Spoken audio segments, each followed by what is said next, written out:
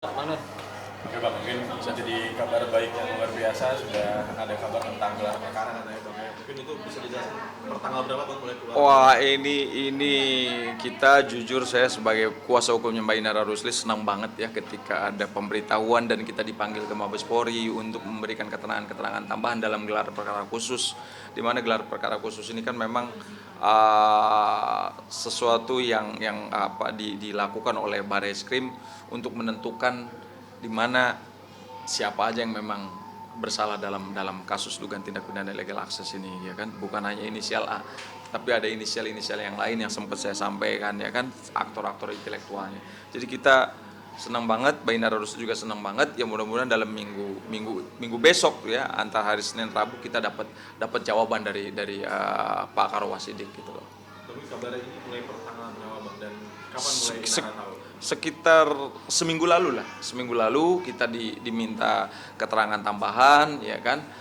Gimana sih prosesnya, gimana sih Mbak, harusnya CCTV itu siapa aja yang punya aksesnya, ya Mbak Indra harusnya jelasin bahwa yang punya akses cuma dia sebagai pemilik yang sah. Jadi ketika ada orang lain yang berusaha untuk membobol akses itu, maka jelas itu adalah perbuatan melawan hukum. Cuman si inisial A ini membobol ini siapa di belakangnya gitu, dalam kepentingan apa, selain dia memang dia mengatakan kepada saksi kunci bahwa dia akan dijadiin senjata untuk meminta uang, ya kan. Nah ini kita tidak cukup hanya di situ aja statement, pasti ada orang-orang yang di belakang ini yang mengendalikan gitu loh, karena kita tahu bahwa mereka juga bekerja sama Mbak Inara Rusli juga dibayar oleh orang-orang yang memang ada di belakang dia gitu loh. Jadi kita sangat yakin kalau kita runut ke belakang bahwa nggak mungkin inisial A ini dia bertindak dan bekerja secara sendiri, pasti ada yang mengendalikan gitu, ada yang mendirect gitu loh. Maka kita sangat senang ada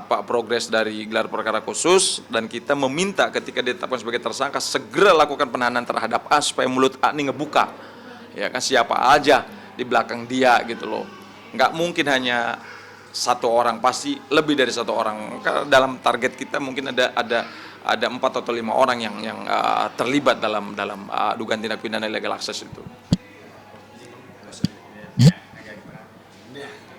Bang, mungkin dari pada akhirnya apa namanya gelar perkara nantinya berarti bisa dibilang sudah berapa lama Bang menunggu kepastian itu? Waduh, ini udah 7 bulan loh, udah mau 8 bulan kita juga bingung. Padahal sekitar 3 bulan yang lalu kan sudah ada penetapan tersangka inisial A gitu, tapi akhirnya harus gelar perkara khusus. Ya sudahlah, karena memang alat bukti yang digunakan ini kan baik di Mabes Polri, di Cyber maupun di Polda Metro kan sama gitu. Jadi kita minta diuji gitu loh. Kalau memang di Polda Metro juga di bukti yang digunakan adalah bukti secara diambil secara melawan hukum, ya kita keberatan kalau perkara di sana naik gitu loh. Karena kita tahu bahwa proses penegakan hukum itu kan tidak boleh dilakukan dengan cara-cara melawan hukum. Kalau dia nyuri dijadikan alat bukti, masa barang haram dijadikan sesuatu yang halal gitu loh. Secara kita ke kepolisian ini melaporkan ini kan kita minta kepastian hukum, minta keadilan. Kalau bicara adil nggak mungkin haram. Kita adil tuh minta yang halal, yang nggak zolim gitu loh, minta yang ikhlas, yang legowo gitu loh. Maka kita katakan sekali lagi bahwa dalam konsep teori hukum pidana, bukti itu harus lebih terang daripada cahaya. Bukti yang digunakan oleh orang-orang yang memang dia merasa terzolimi itu harus diambil secara direct evidence, diambil langsung, bukan diambilin orang lain, apalagi ini dengan konteks dia mencuri gitu loh. Jadi maka dalam gelar perkara khusus ini kami jelaskan sejelas-jelasnya kepada Pak Karowasidik, kepada tim gelar perkara khusus, bahwa ada orang-orang yang memang terlibat, bukan hanya inisial A, ya kan. Nah itu yang lagi sekarang mereka bekerja secara maraton, ya kan, bekerja keras gitu untuk menentukan siapa dari mereka yang menjadi tersangka gitu.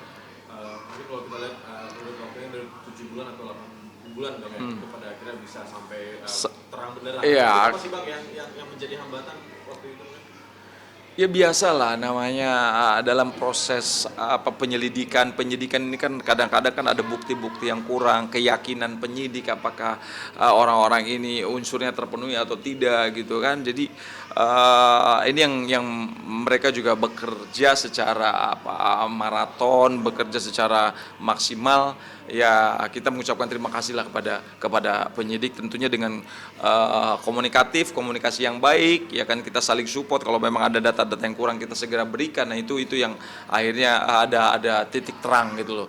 Ya kami kooperatif. Kekurangan informasi, keterangan tambahan kami siap kapanpun. Ya terakhir kan kita mendampingi Mbak Inara Rusli, Bang Insanul juga ke Mabes Polri untuk memberikan keterangan tambahan gitu. Oke Bang, pada akhirnya ketika Bang nyampein ke Inara Rusli, perasaan dari Inara seperti apa sih Bang? Mbak Inara Rusli senang banget gitu loh, artinya dia ya Allah udah sekian lama gitu kan, akhirnya sudah mulai ada titik terang, kepastian hukum dia bisa dapat. Ini rumah dia loh, rumah pribadi, ya kan, kok CCTV bisa dibobol, bisa seenak jidat aja dia berperilaku mengambil CCTV kemudian dibagi-bagi ke orang lain, disebar ke orang lain. Ini kan bener-bener jadi harapan Mbak Inara Rusli hukum seberat-beratnya pelaku itu gitu loh, ya, supaya dia mendapatkan satu pelajaran yang berharga, efek jerak lah, ya kan, supaya dia kedepannya tidak mengulangi perbuatan itu lagi. Kalau nanti dibiarkan dia tidak dihukum, nanti dia tempat-tempat lain dia bisa ngambil CCTV orang kan, untuk kepentingan dia, apakah itu kepentingan minta duit atau apalah, ya kan, sesuai dengan rencana-rencana jahatnya dia gitu. Jadi sekali lagi saya katakan bahwa Mbak Inara Rusli, Bang Insanul Fahmi pun senang terkait masalah progres daripada gelar perkara khusus ini gitu. Berarti Inara sendiri serius ingin menjerahkan tanpa damai Bang ya? Serius, biar mereka berpikir, biar mereka mendapatkan efek jerah. Karena apa? Dengan perilaku mereka ini kan kasihan lah, karirnya beliau juga terhambat, ya kan, rezekinya udah pasti terhambat. Tapi ya syukurlah beliau udah bisa tenang, udah bisa berserah diri kepada Allah, tidak banyak bicara. Karena Mbak Inara tidak mau banyak bicara karena dia nggak mau gibah, nggak mau juga terus melebar persoalan ini. Nggak seperti yang inisial yang bicara di mana-mana, safari, podcast kemana-mana gitu. Ya alhamdulillah kan, artinya ya dia bisa merasakan hasilnya gitu ya. Kebetulan juga Bang Insanul sama inisial M juga sudah bercerai, ya kan, itu bisa tanda-tanda kepastian yang bisa didapatkan oleh seorang sosok Inara Rusli yang kemarin dibantai, dibombardir oleh netizen kan gitu loh. Nah, itu dengan kesabaran dia, dengan keuletan dia terus berzikir, dia terus berdoa kepada Allah, mana yang terbaik, tunjukkan yang terbaik. Ya mungkin ini adalah hasil doa beliau setiap malam gitu loh. Bang, berarti akan menyeret berapa tersangka nantinya Bang? Seperti apa? Ya kalau kita analisa ya dalam gelar perkara kemarin yang pasti lebih dari 1 orang, ya mungkin lebih dari 3 orang, ya bisa 4, bisa 5. Mungkin kita lihat nanti besok antara hari Senin atau sampai hari Rabu, kita lihat nanti hasilnya seperti apa, nanti kita berkabar lagi di Mabes Polri. Akan kena pasal apa aja nih Bang? Jelas pasti di dalam pasal 30 sampai pasal 32 itu kan jelas tuh, dia mencuri, mengambil sesuatu secara melawan hukum untuk kepentingan dia, dan dia tahu bahwa itu bukan milik dia, milik orang lain, ya kan, dia jual belikan atau dia sebar, dia transmisikan, dia rubah, dia edit, itu sanksi pidananya jelas di atas 8 tahun lo, nggak main-main gitu. Jadi berhati-hatilah ya, jadikan ini satu pelajaran lah. Mudah-mudahan Barreskrim segera menetapkan pelaku-pelakunya supaya mereka juga ditangkap, ditahan, mereka tidak akan mengulangi perbuatan itu lagi gitu. Mungkin di sisi lain Bang, laporan di Polda dari Bawaslu seperti apa? Di Polda saya katakan sekali lagi bahwa Mabes Polri dengan Polda itu kan hierarkinya lebih tinggi Mabes Polri. Persoalan ini alat bukti yang digunakan adalah sama. Jadi di Polda Metro nggak bakalan gerak gitu, pasti nunggu dari Mabes Polri. Makanya harapan kita ketika di Mabes Polri ini sudah ada kejelasan, maka saya yakin di Polda Metro nggak bakalan naik perkaranya, bahkan batal demi hukum, ya kan. Pasti SP3 itu gitu loh. Gitu. Berarti bisa bilang ada kemungkinan gugur Bang laporan pihak sana berarti kan? Saya yakin di sana gugur. Ya, makanya kita lihat dan digelar perkara khusus seperti apa. Kalau memang jelas penetapan tersangkanya bukan hanya inisial aja, ada inisial-inisial yang lain, pasti itu akan sangat berpengaruh, berimplikasi terhadap laporan yang di Polda Metro, karena alat buktinya sama gitu. Sekali lagi saya katakan bahwa bukti yang mereka gunakan bukti hasil curian gitu loh. Ya, buktinya 13-20 aja nggak boleh kalau kita bikin perjanjian itu klausulnya haram atau hasil curian kan nggak boleh. Kan, ya kan gitu. Jadi saya yakin proses penegakan hukum tidak elegan dilakukan dengan cara-cara melawan hukum. Bukti yang digunakan oleh mereka adalah bukti hasil curian, jadi pasti harus di SP3 gitu. Bang, kan tadi bukti yang digunakan itu bukti hasil curian. Apakah si M sendiri berpotensi juga menjadi tersangka? Oh pasti dia sendiri yang menggunakan produk hasil curian itu kan, dijadikan sebagai alat bukti untuk melaporkan Insanul Fahmi dan Inara Rusli gitu. Udah pasti itu, pasti ditarik apa dia, kepentingannya apa gitu loh. Ya, jadi saya yakin lah penyidik Karwasidik bisa berlaku objektif dan sesuai dengan fakta-fakta mainstream orang-orang yang mau berbuat jahat itu apa, ya kan? Gitu. Tujuannya apa ini kan nanti dibedah di Karwasidik gitu. Berarti bisa dibilang menjadi bumerang juga buat Mama Bang. Oh pasti, ini kan bisa senjata makan tuan gitu loh. Ya harusnya orang-orang yang ngerti hukum di posisi inisial M harusnya dia bisa memberitahukan dari awal lah, jangan sampai ya maksudnya hasil curian dijadikan alat bukti gitu loh. Tapi Insan sendiri seperti apa Bang, apa namanya reaksinya ketika dapat kabar ini juga selain Inara yang mungkin Ya Bang Insanu juga seneng, ya kan Bang Insanu juga seneng karena apa? Apalagi dia berapi-api banget kan gitu loh.